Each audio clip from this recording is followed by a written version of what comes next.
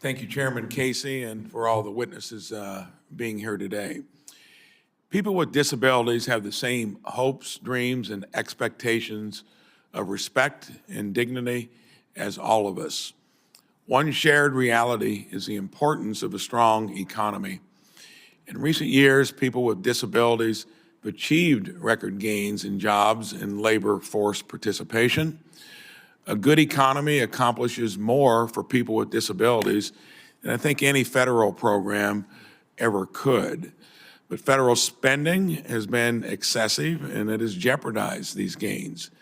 Trillions in unnecessary spending still has inflation too high, up over 3% again from last year.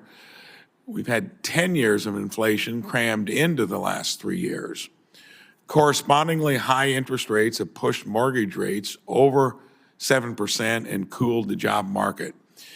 The employment rate fell again last month, the second straight decline. The most vulnerable that are hit the hardest by this economic turmoil, and that means seniors and people with disabilities. They feel the pinch at the grocery store when they look for a new home and when they need a job. I am confident that the new administration will turn the economy around. The last thing older Americans and Americans with disabilities need is a tax hike. But the debt problem causing our economic challenges has been bipartisan. We've generated that from both sides of the aisle. National debt at the end of fiscal 24 was 99% of GDP, the highest since World War II. By 2030, forecasted to be nearly 140% of GDP. We now spend more on interest payments than we do on the entirety of national defense. Last month, the national debt rose to over 36 trillion, and in 10 years, it's forecast to be 56 trillion. 36 trillion is over $100,000 for every single person in the United States. Think about what that means for benefits and services that seniors and vulnerable generations need right now.